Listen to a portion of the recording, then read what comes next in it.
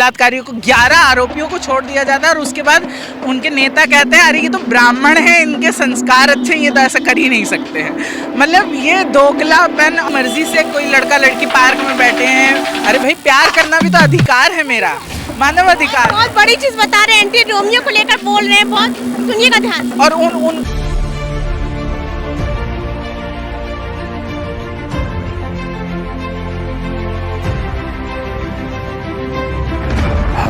लेकर आ रहे हैं A to Z वॉइस, जनगण की आवाज। वॉइस जनगढ़ की आवाज़ में मैं ज़ैनब बाकिर खान आप सबका स्वागत करती हूँ। इस वक्त हम लोग मौजूद है रूमी गेट पर, जहाँ पर कुछ लोग बैनर लेके खड़े हैं, आज़ादी के वास्ते संविधान के रास्ते। इस चीज़ का बैनर लेके खड़े हैं। महिलाओं की हिफाजत के लिए कुछ लोग इन्हें एक NGO टीम बनाई है, उसको लेकर खड़े हैं।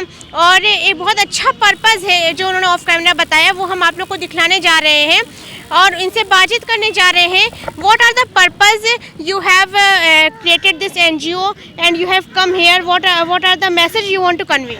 तो नमस्कार सभी को। हमसफ़र महिला सहायता केंद्र है जो लखनऊ में और सीतापुर, उन्नाव, हरदोई में काम करता है। हमारी शुरुआत ही केसवर्क यूनिट के तौर पर हुई थी, क्योंकि हमने देखा कि महिलाओं के साथ हिंसा होती है, पर एक तो हिंसा को पहचानना बहुत बड़ी बात है कि हाँ हमारे ऊपर हिंसा हो रही है, ये माने। दूसरा, उससे लड़ने की क्षमता नहीं थी। क्षमता का भी अगर हो तो आर्थिक रूप से जो कमज़ोरी होती है वो पीछे कर देती है। तो हमसफ़र की शुरुआत जो है एक महिला संगठनों के सामंजस्य के साथ हुई और उसके बाद उसने केसवर्क के तौर पर अपना काम शुरू किया। हमारे यहाँ हर प्रकार के हिंसा से पीड़ित और जूझती हुई महिलाएं आती हैं और उनको मीडिएशन, मध्यस्थता भी प्रोवाइड की जाती है। कोई अगर खाली काउंसलिंग, सलाह मशवरा करना चाहे तो वो भी होता है। उसके अलावा अगर कोई फर्दर उस केस को लेकर न्यायालय तक इंसाफ मांगने की अगर लड़ाई लड़ना चाहती हैं तो निःशुल्क रूप से उन्हें मदद प्रोवाइड की जाती है। इसी के साथ ई-रिक्शा, स्कूटी ट्रेनिंग लड़कियों और महिलाओं के लिए दी जाती है। आपने लखनऊ में कई सारी महिलाओं को ई-रिक्शा चलाते हुए देखा होगा। तो लखनऊ की जो पहली ई-रिक्शा ड्राइवर महिला हैं वो हमारे यहाँ से तैयार हुई थी, ट्रेन की गई थी। इसके अलावा भी युवाओं, युवतियों, किशोरियों के साथ हमारा स्कूल, कॉलेज और बस्तियों में भी काम है। ये एक चीज़ नोटिस करने वाली बात है, बहुत अच्छी चीज़ है इनके NGO की तरफ से, जो आपने लखनऊ में तमाम जगह पर देखा होगा कि जो महिला है वो ई-रिक्शा चला रही हैं, तो इससे उनका हौसला बढ़ाने। और सबसे पहली ई-रिक्शा चलाने वाली जो महिला थी इनके NGO से आई थी। हाँ, तो इससे आप लोगों ने, ललिता नाम था, तो इससे एक नई शुरुआत आप लोग करने की कोशिश की। हाँ, ये इसीलिए सोचा गया कि हम वो काम क्यों कराए जो पारंपरिक रूप से माना ही जाता है कि ये महिलाओं का काम है, डलिया बनवा दो, सिलाई कढ़ाई करवा दो। तो हमने कहा नहीं, वो जगह जहाँ जिसे महिला के लिए नहीं माना जाता है कि ये जगह महिलाओं की नहीं है, तो उसमें से सबसे पहली है सड़क। कोई अभी आप देखिए कितने आराम से पुरुष जो हैं वो सड़कों पे किनारे किनारे हर जगह खड़े होते हुए दिख जाएंगे, लेकिन महिलाएं नहीं दिखती। वो कहा ही जाता है कि महिलाओं के लिए ये जगह नहीं है। तो हमने यही रस्म, हमने कहा ये पितृसत्ता की ये जो सोच है इसको तोड़ने की ज़रूरत है और महिलाओं को सड़कों पर उतारने की ज़रूरत है। क्योंकि ये काम जो शुरू हुआ था ना, उसी दौर में निर्भया कांड भी हुआ था। तो उसमें ये बार बार कहा जा रहा था कि लड़कियाँ बाहर होंगी तो ऐसे तो होगा ही। बहुत सारे हॉस्टल्स ने लड़कियों के आने जाने पर माँ बाप ने घरों में रोक लगा दी कि आप देर तक नहीं जाएंगी, सूर्यास्त के बाद शाम को नहीं निकलेंगी। तो हमने कहा नहीं, अरे दिन आपको क्यों सुरक्षित लगता है? इसलिए लगता है क्योंकि दिन में सब लोग बाहर रहते हैं। उसी तरह रात को भी निकलो, हर दिन भी हमारा है, रात भी हमारी। हम आज़ादी के 75 साल मना रहे हैं और तो हमारी लड़कियां, हमारी औरतें कब आज़ाद होंगी? आज विश्व मानवाधिकार दिवस है, उसके उपलक्ष्य में भी हम यही मांग करते हैं कि महिलाएं जो इतने सदियों से बराबरी के अधिकार के लिए लड़ रही हैं, उनकी लड़ाई जो है वो ऊपर तक पहुँचे, उनकी आवाज़ पहुँचे, महिलाओं के अधिकारों को सुनिश्चित किया जाए। लोकसभा, राज्यसभा में भी अब देखिए 33% महिला आरक्षण की बात की जा रही है। MP, MLAs क्यों नहीं, सत्ता कब चलाएंगी? देश भी चलाएंगी, रिक्शा भी चलाएंगी, हर चीज़ महिला चला सकती है और चलाएंगी। इसी उम्मीद के साथ हमारा संगठन काम करता है, हमारी लड़कियां काम करती हैं।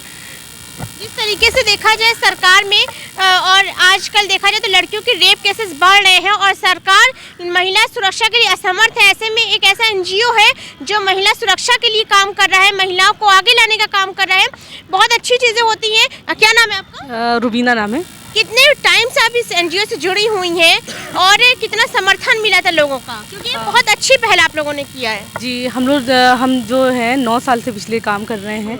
तो बेसिकली युवाओं और महिला, जैसे ऋतु ने बताया कि युवाओं महिलाओं के साथ इतने सालों से काम कर रहे हैं, तो हमारा मुख्य उद्देश्य ये भी है कि जितनी महिलाएं सुरक्षित, जितनी भी सड़कें, जितनी भी हर क्षेत्र में महिलाएं होंगी, लड़कियां होंगी, उतना ही जगह उनके लिए सुरक्षित होंगी। तो आज भी देखिए हम लोग शाम को ऐसे ही हम लोग ने लगातार जो है ये 16 डेज जो एक्टिविज़म चलता है, ये 26 दिसंबर से जो है 10 दिसंबर तक, 26 नवंबर से 10 दिसंबर तक, उसमें पूरा कार्यक्रम हम लोग ही सड़कों पर करते हैं, इसीलिए कि जितनी ही लड़कियों और महिलाओं की प्रतिभागिता होगी उतना ही वो ज़्यादा, जितना सड़कों पे निकलेंगी, बाहर निकलेंगी, उतना ही सुरक्षित समझेंगे। जिस तरीके से आप लोग महिला सुरक्षा का एक पर्टिकुलर टारगेट ली हुई हैं, सरकार असमर्थ है महिला सुरक्षा में आज हकीकत में देखा जाए तो सरकार के लिए क्या कहना चाहिए? आज अगर आप लोग इतनी पहल करें तो सरकार को भी महिला सुरक्षा को लेकर कुछ ना कुछ स्ट्रिक्ट एक्शन लेना चाहिए। बिल्कुल, जैसे हम देखेंगे सरकार की तो पहल यही होती है कि जहाँ जहाँ उन्होंने देखिए पिंक बूथ और इस तरीके का चीज़ें बना दी है, पर उतना मतलब जहाँ पर पिंक बूथ जिस मोहल्ले में जिस एरियाज़ में है उनको पता ही नहीं है पिंक बूथ क्या है। महिलाओं से पूछेंगे उनको नहीं पता पिंक बूथ क्या है, लड़कियों से पूछेंगे नहीं पता है। तो किस तरीके से, बिल्कुल अवेयरनेस नहीं है। आप कोई चीज़, कोई भी आप अगर महिलाओं के लिए, लड़कियों के लिए कोई भी सुविधाएं कर रहे हैं, कुछ ऐसा कुछ उनके लिए खोल रहे हैं, तो लोगों को पता होना चाहिए उसके बारे में, ताकि लोग जा सके अपनी दिक्कत को लेके। सरकार की मानसिकता में ही गड़बड़ी है। वो समझती नहीं है कि महिला सुरक्षा का मतलब महिला को बंधन में बांधना नहीं होता है कि खूंटे से बांधो और वो सुरक्षित होगी। ये बड़ा अजीब और हास्यास्पद भी लगता है।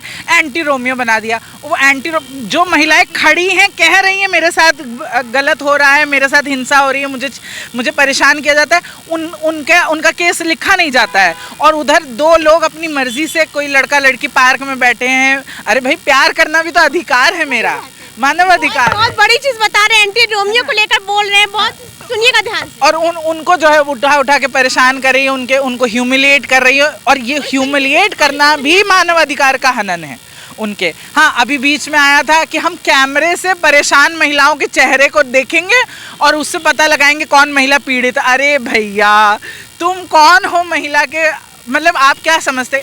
मतलब सरकारी मानसिकता भी पितृसत्तात्मक मानसिकता है कि महिला बहुत पीड़ित है तो हम मसीहा बन के जाएंगे और उतर के अवतारी पुरुष बन के आपके परेशानियों का हल करेंगे। महिलाओं को 21वीं सदी की महिला है, उन्हें अपने लिए कोई मसीहा नहीं चाहिए, वो सब कर सकती है। आपको सिर्फ उनको सुनना है। महिलाएं कंप्लेन लेकर जाती हैं, उनकी सुनवाई नहीं होती। और पॉलिसी मेकिंग में भी महिलाओं के लिए बिल पास कर रहे हैं, महिलाओं के लिए कानून बना रहे हैं, और महिलाएं ही नहीं है। आप कैबिनेट उठा के देख लीजिए, आप लोकसभा राज्यसभा में उठा के देख लीजिए, कितनी प्रतिशत महिलाएं हैं। और हर चीज़ में हम तो देवी मानते थे। अरे भैया, देवी नहीं बनना है, इंसान होने का हक दीजिए हमें देवी वेवी मत बनाइए।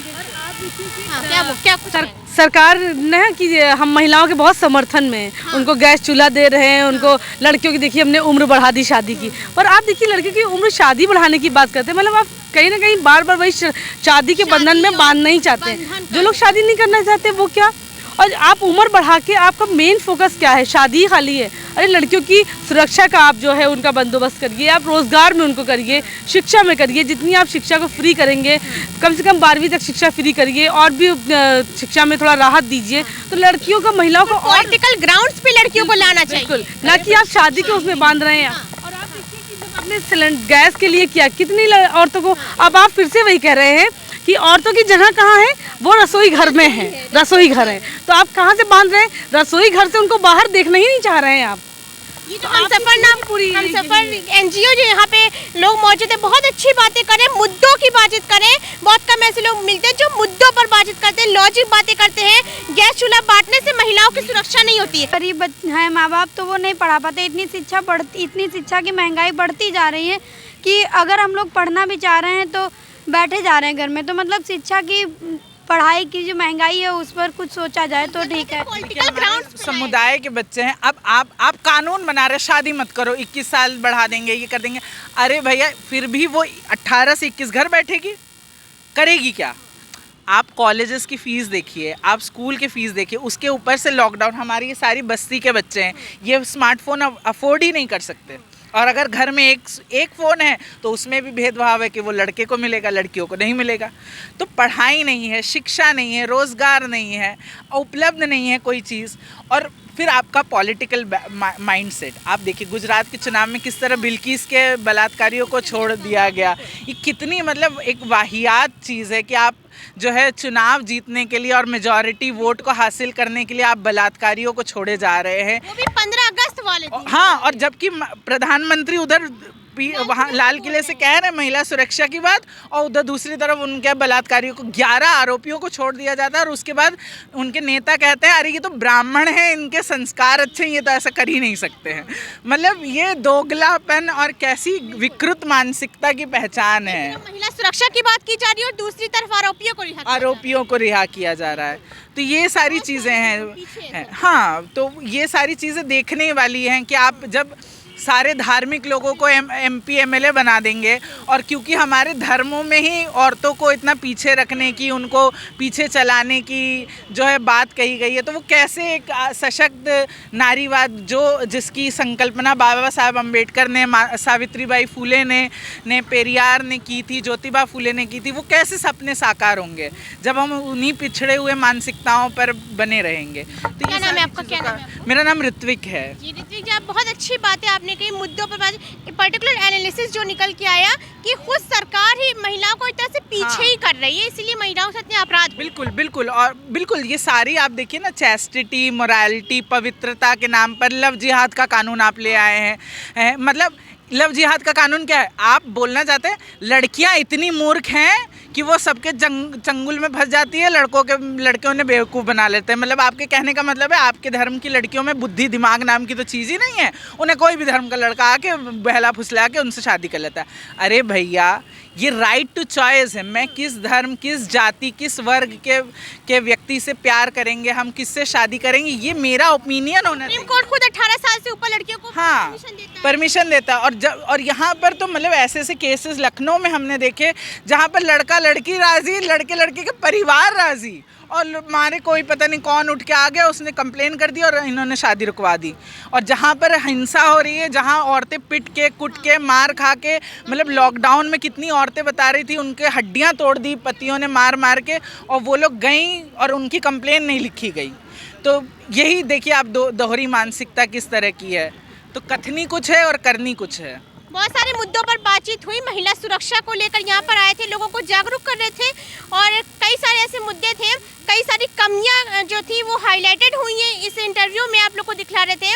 तो आप लोग भी इनके जो NGO का नाम आपने बताया था, हमसफर ना, हमसफर NGO है, उससे ज़्यादा से ज़्यादा जुड़े और महिला जागरूकता को लेकर अवेयरनेस ले कि क्या चीज़ें होती हैं, और वाकई में जो सरकार की तरफ से जो कमियां हो रही थी उस पर भी बातचीत हुई, वो भी हाईलाइटेड हुई हैं। फिर मिलेंगे किसी नए मुद्दे से, तब तक देखते रहिए A to Z voice, Jangarh की आवाज़।